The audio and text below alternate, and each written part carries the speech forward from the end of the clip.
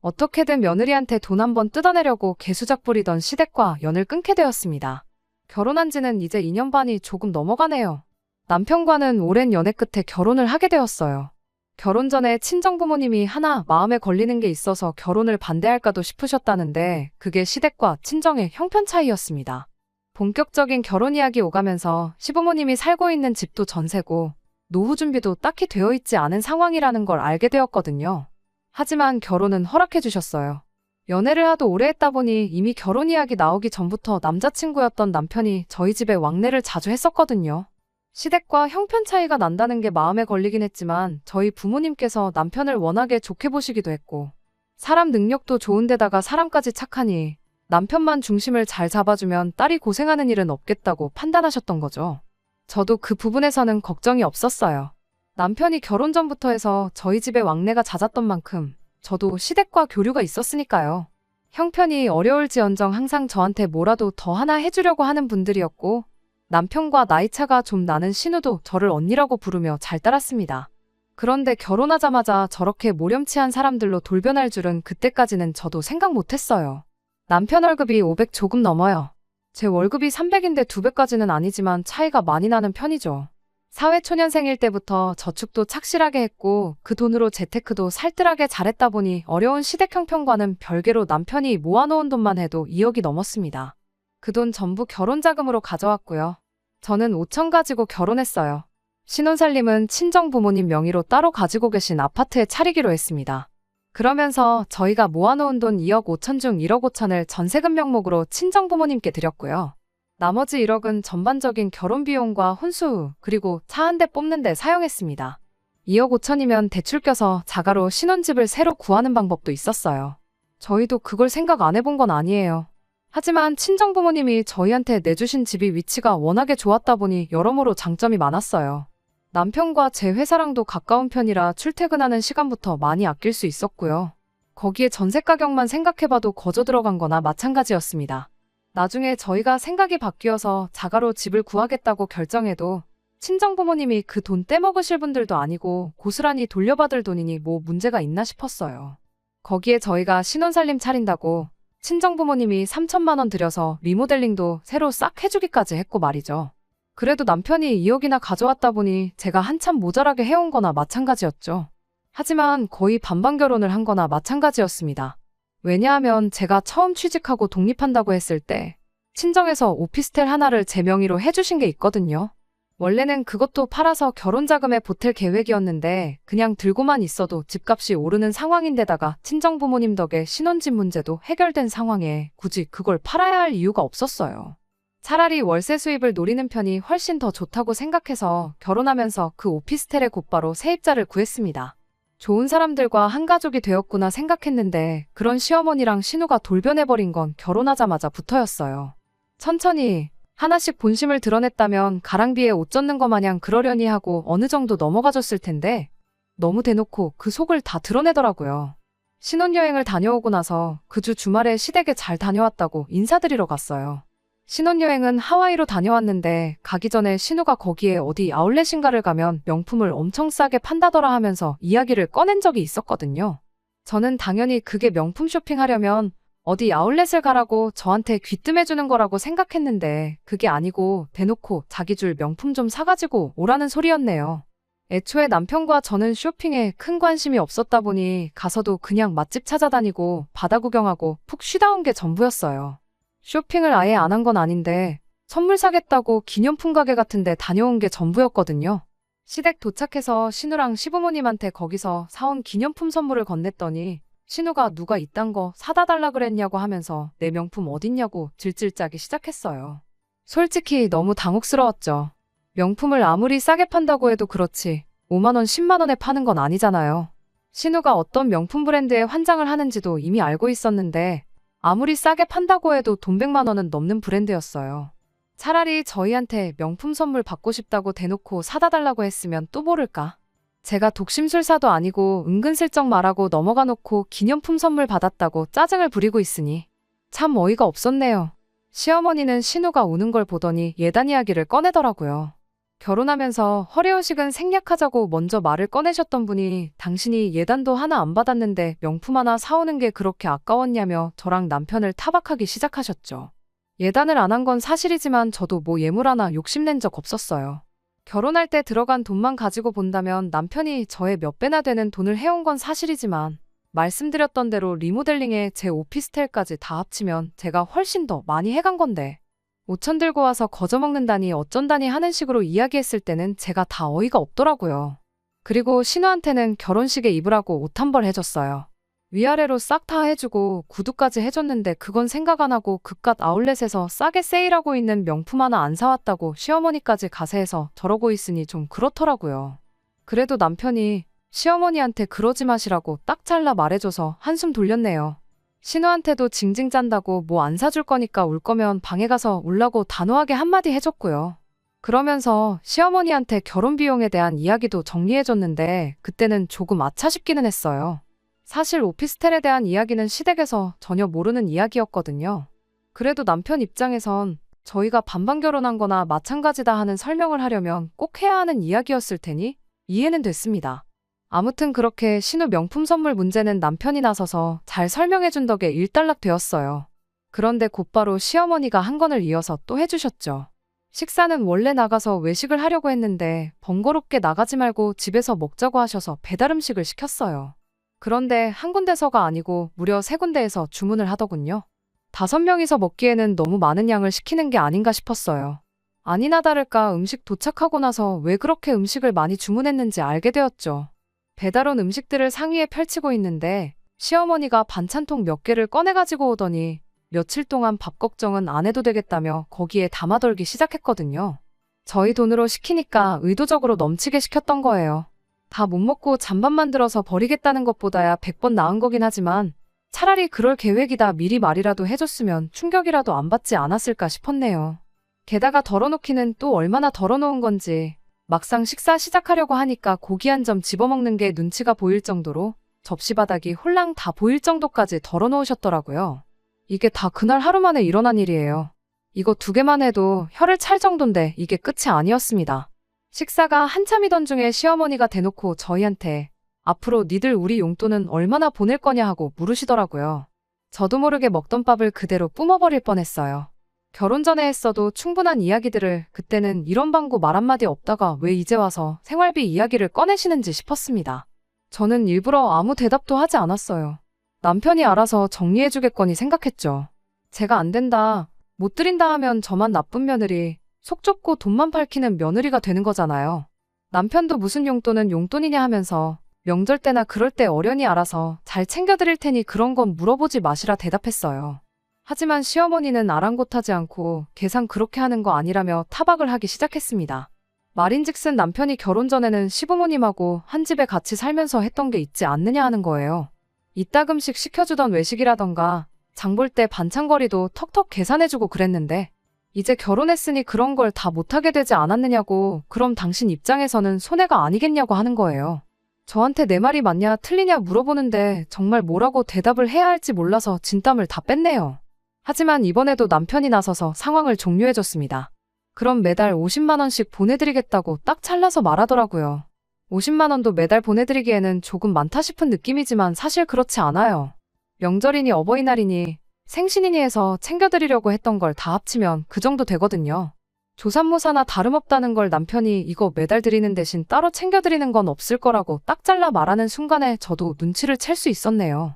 시어머니는 50이 너무 적은 거 아니냐며 이 집에 당신들 둘만 있는 게 아니라 신우도 있으니 못해도 100만 원 정도 받아야 되는 거 아니냐고 곧바로 남편 제안을 받아쳤어요. 남편은 그 말이 끝나기 무섭게 모자란 50은 집에서 놀고 먹는 신우 취직 좀 하라고 보채서 신우 취직하거든 신우한테 생활비로 받으시라 딱 잘라줬어요. 50만 원이 드릴 수 있는 최대한이고 이게 싫으면 그냥 안 받으시는 걸로 알겠다고 단호하게 나오니 시어머니도 별말은 못하고 계셨죠. 그 뒤로 2달 지나서 신우도 취직을 했어요. 시댁에서 들들 볶아서 한 건지는 모르겠지만 그래도 신우도 사회생활을 시작했으니 철이 들지 않겠나 그렇게 생각했네요. 신우 능력의 남편처럼 좋은 회사는 당연히 꿈도 못 꾸는 상황이었고 평범한 중소기업 사무직위를 시작했어요. 금방 그만둘 줄 알았는데 생각보다 오래 버티더라고요. 그러다 신우가 먼저 저한테 연락을 해왔습니다. 시부모님한테 영양제를 좀 사드리고 싶다고요. 그런데 자기 월급이 200만 원도 안 되다 보니 좀 부담스러워서 제 도움 좀 받으려고 전화를 했다고 하더라고요. 자기가 절반을 낼 테니 나머지 절반은 제가 내주면 안 되겠냐고 물어보는데 돈 얼마를 떠나서 신우가 취직을 하더니 정신 차리고 철들었구나 싶었습니다. 그런데 남편한테는 비밀로 좀 해주면 좋겠다고 하더라고요. 왜냐고 물어봤더니 남편이 그때 용돈 문제에 대해서 못 박아놓은 게 있다 보니 괜히 알게 되었을 때 뭐 문제라도 되지 않을까 걱정이 된다고 하는데 다른 것도 아니고 건강 때문에 먹는 영양제인데 그거 절반 내주는 게 뭐 어려운 일인가 싶어 흔쾌히 알겠다고 했습니다. 처음엔 저도 뿌듯했는데 뭔가 점점 안 좋은 예감이 드는 게 이건 아니다 싶은 생각이 들더라고요. 왜냐하면 그때부터 한 주 걸러 한 번씩 신우가 영양제 노래를 부르기 시작했기 때문이에요. 어디에 뭐가 좋다더라 하면서 계속해서 저한테 영양제 값을 도와달라고 하는데 그 종류만 해도 거의 15개가 넘어가기 시작했거든요. 신우는 저보고 TV도 안 보냐면서 TV에 나오는 어떤 의사 선생님은 하루에 영양제만 40개씩 먹는다더라 하면서 15개는 많은 것도 아니라고 하면서 엄마 건강 챙기는 게 못마땅하느냐고 그러더라고요. 보통 안 좋은 예감은 틀리는 법이 없다잖아요. 그때 저도 뭔가 다른 꿍꿍이 속이 있겠구나 하는 걸 느꼈어요. 영양제 값 절반밖에 내주진 않지만 종류가 워낙에 많았다 보니 저도 제 용돈으로 더 내주기에 부담스러운 수준이었거든요. 그런데 월급 200도 못 받는다는 신우는 오죽하지 않았겠냐 싶었어요. 실제로 주고 있는지는 모르지만 시어머니한테 생활비로 50씩 주고 있다 계산해보면 더더욱이 신우가 그런 거 해줄 여유가 없다는 건 안 봐도 딱 알겠을 정도였으니 말이죠. 그래서 남편하고 함께해서 시댁 식구들하고 한번 보기로 했어요. 이렇게까지 나오는 게 좀 치사한 거 아닌가 싶기도 했지만 이러다간 정말 시부모님 영양제 값으로 제 한 달 용돈을 다 쓰겠거니 싶었고 제 의혹을 확인하고 싶기도 해서 갔죠. 이번엔 외식을 했어요. 식사 다 끝나갈 때쯤 집에 가서 드신다며 포장 주문을 추가하셨지만 이젠 그런 건 놀랍지도 않았어요. 식사 끝나고 나서는 시댁에서 차나 한잔 하자고 찾아갔죠. 그리고 얼마 안 가서 작전을 실행에 옮겼습니다. 외식한 게 체했나, 속이 더부룩하다고 소화제 좀 있냐고 물어봤죠. 약들은 전부 찬장에 있으니 꺼내다 먹으라 하더라고요. 혹시나 가져다 주시면 어떡하나 걱정했는데 예상대로 직접 가져다 먹으라 해서 안심이었습니다. 찬장에는 역시나 이런저런 약들은 다 있어도 영양제라고 부를 만한 건 흔해 빠진 비타민 말곤 아무것도 없더군요. 그래서 자리로 돌아와서 그동안 사다 준 영양제가 한두 개가 아닌데 그건 어디다 보관하길래 코빼기도 안 보이냐고 은근슬쩍 물어봤어요. 시어머니랑 신우가 대답을 제대로 못하고 횡설수설 하는 걸 보니 그동안 영양제 어쩌니 하는 게 전부 뻥이라는 걸 대번에 눈치챘네요. 남편은 영양제 이야기는 처음 들었을 테니 무슨 영양제? 하면서 의아해했는데 그걸 다 말하기는 그래서 그냥 그런 게 있어 하고 말았죠. 그건 신우한테 경고하는 거나 마찬가지였고요. 남편 모르게 하겠다는 약속은 지켰으니 앞으로 또 영양제 핑계대면서 내 돈 챙겨갈 생각하지 말라고 하는 경고 말이에요. 신우도 눈치가 백단이다 보니 그 뒤로 영양제니 어쩌니 하는 소리는 쏙 들어갔어요. 그 후로 얼마 전까지는 신우한테도 먼저 연락 오는 일이 없었어요. 명절 때나 한두 번 찾아뵀지 그 외에는 뭐 밥이나 먹으러 와라 이런 이야기도 없으셨다 보니 오히려 연애할 때보다 교류가 더 없었습니다. 그게 서운했다기보단 솔직히 편했어요. 그러다 얼마 전에 시댁에서 먼저 연락이 왔습니다. 보고 싶다고 연락이 온 건 아니고 목적이 확실히 있었어요. 저희 결혼할 때 구했던 세입자분이 지방 발령을 받게 되면서 오피스텔을 비워야 하게 되었거든요. 그래서 새로 세입자를 구해야 했는데 신우랑 시어머니가 그 사실을 알고는 연락을 해왔던 거예요. 왕래는 거의 없었지만 매달 보내던 용돈 때문에라도 남편하고 시댁은 계속 연락을 주고받고 있던 상황이었거든요. 그때 또 남편이 이야기를 했었던 건가 봐요. 시어머니는 대뜸 그 집에 신우 좀 살게 해주면 안 되겠냐 저에게 물어왔습니다. 신우가 출퇴근하는데 좀 더 편하기도 하고 한번 독립해서 살아보면 배우는 것도 많지 않겠냐고 하는 게 이유였어요. 물론 신우니까 월세는 받지 않았으면 좋겠다고 했고요. 내키는 조건은 아니었지만 딱 1년만 관리비는 신우가 내고 집은 깨끗하게 사용하는 조건으로 그렇게 하도록 해줬습니다. 오피스텔에 제가 결혼 전에 쓰던 살림살이들부터 그대로 다 있었어요. 그거 옵션으로 다 포함시켜주는 조건으로 세입자를 구했었죠. 나름 제가 그 집에 오래 지내면서 애착도 있었다 보니 집을 되도록이면 깨끗하게 써줄 세입자를 구하고 싶었습니다. 이번에 나가게 된 세입자분이 딱 좋았는데 그분이 지방 발령 1년이면 돌아온다고 그때도 가능하면 이 집에 지내고 싶다는 식으로 이야기를 했었어요. 물론 1년 뒤에 봐서 얼마든지 바뀔 수 있는 상황이기는 하지만 괜히 집 더럽게 쓰는 세입자 들어올까 노심초사할 바에야 비어있는 동안 신우 살게 해주고 먼저 살던 분이 돌아오면 다시 계약을 하면 되는 거 아니겠나 하는 생각이었죠. 제 오피스텔 한번 내줬을 뿐인데 신우도 시어머니도 그때를 기점으로 많이 바뀌었습니다. 한동안 저는 빼고 남편만 시댁 식구들과 왕래를 했지만 그 이후에는 저도 같이 오라고 먼저 연락을 해왔어요. 배달 음식 많이 시켜서 빼돌리거나 외식 나가서 포장 음식 주문하던 얌체짓도 안 하셨고 난생 처음 신우한테 생일 선물도 받아봤네요. 제가 마음 한 번 쓰고 이렇게 관계가 좋아질 거면 오피스텔 몇 달 쓰게 해주는 게 문제는 아니겠구나 싶었어요. 그런데 제가 생각한 그런 이상적인 상황이 아니었네요. 결국 또 어떻게든 제 돈 한번 등쳐먹어보겠다고 개수작질을 부리고 있었다는 걸 나중에 알게 되었습니다. 얼마 전 일이었어요. 새벽 늦게 경찰서에서 전화가 왔어요. 신우가 술에 만취해서 인사불성인 상태라고 와서 좀 데리고 가라고요. 시댁에 먼저 전화를 했는데 안 받아서 오빠라고 저장돼 있던 저희한테 두 번째로 연락이 왔던 거였어요. 부랴부랴 남편은 잠옷에 외투만 걸치고 곧바로 신우를 데리러 갔죠. 저희가 갔는데도 정신도 못 차리고 널브러져 있더라고요. 정말 경찰분들 얼굴 보기가 다 쪽팔릴 정도였어요. 신우가 있던 곳 위치에서 제일 가까운 게 저희 집이었는데 저희 집에서 재우고 싶지는 않아서 그 다음 가까운 오피스텔로 향했습니다. 맘 같아서는 제 오피스텔에 오바이트라도 하면 어쩌나 괜히 바닥 더러워지는 거 아닌가 싶어서 시댁에다가 데려다주고 싶었어요. 하지만 그때가 새벽 늦은 시간이기도 했고 저희도 빨리 신우 해결하고 다음날 출근을 위해 조금이라도 더 쉬어야겠다 생각해서 오피스텔로 향하게 되었습니다. 아무래도 시댁까지는 가기에는 오며 가며 걸리는 시간이 너무 걸릴 것 같아서요. 신우 업고 다니느라 남편이 고생을 좀 했네요. 아무튼 겨우겨우 오피스텔 앞까지 도착해서 신우한테 비밀번호를 물어봤죠. 신우는 횡설수설 날아가 나를 힘들게 하니 어쩌니 하면서 헛소리만 내뱉을 뿐이었고요. 결국 제 마스터키 번호로 문을 열고 들어갔어요. 문을 열고 들어갔는데 방 안에서 꽥 하고 비명 소리가 나더라고요. 저도 덩달아서 비명을 질렀죠. 왜냐하면 집주인인 저도 모르는 사람이 집에서 살고 있었고 집도 아주 발 디딜 틈도 없이 개판 5분 전으로 되어 있었으니 말이에요. 방 안에 살고 있던 사람이 경찰을 부르거나 하지는 않았어요. 다행히 남편도 잘 아는 사람, 시이모님네 둘째 딸로 남편의 사촌동생이었거든요. 남편이 너는 여기 어쩐 일로 와 있느냐고 물었는데 사촌동생이 오빠야말로 내 집엔 어떻게 왔고 문은 어떻게 열고 들어왔느냐 묻더라고요. 사건의 전말은 이랬습니다. 시어머니가 제 오피스텔이 비게 됐다는 걸 알았을 때 신우 좀 살게 해달라고 부탁해놓고는 사촌동생한테 그 방을 넘겨준 거예요. 그 과정에서 시이모님한테 매달 월세로 50만 원씩을 받기로 했던 거고요. 방에 침대며 세탁기며 다 있는 데다가 위치도 좋고 심지어 월세까지 싸니까 그게 제 집인지 그런 건 확인도 안 하고 덜컥 제 집에 사촌동생을 보내버린 거고요.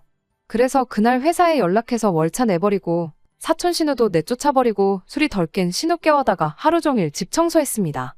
어떻게 되는지 알고 제 눈치를 엄청 보더라고요. 집이 깨끗해지고 나서는 그 길로 곧바로 시댁으로 향했어요. 시어머니는 저랑 남편이 무슨 일로 왔는지 다 알고 계셨으면서 당황도 하지 않으시더군요.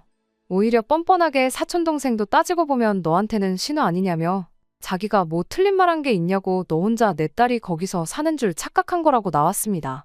그러더니 저보고 살고 있는 사람이 있는데 맘대로 문을 따고 들어갔으면 그거 주거침입죄라고 하면서 저를 몰아세우더라고요. 아무리 집주인이라도 집에 사람이 살고 있으면 프라이버시는 존중해줘야 하는 거 아니냐며 멀쩡히 잘 살고 있는 사촌동생 쫓아냈다고 시이모가 여태 보내준 돈도 전부 내놓으라고 난리인데 그건 어떻게 책임질 거냐고 저에게 묻더라고요. 그래서 저도 주거침입죄라고 하셨냐고 한마디 했네요. 애초에 그냥 비어있는 제 집에 신우 들어가 살게 해준 거라 계약서도 쓴 적 없어요. 썼다고 해도 신우 본인이 아니라 전혀 애먼 사람이 들어가 살고 있었으니 그것 또한 주거침입 아니겠냐고 한마디 했죠. 거기에 쭉 살고 있었으니 무단점거도 추가하고 그러면 볼만하겠다고. 그러다가 신우한테 그게 아니고 신우를 사기죄로 고소를 하는 게 낫겠다고 하니 신우도 그렇고 시어머니도 그렇고 결국 저한테 미안하다고 꼬리를 내리더군요. 결국에는 남편이 보내주던 생활비 50만 원이 너무 적어서 그랬다고 전부 다 실토했어요.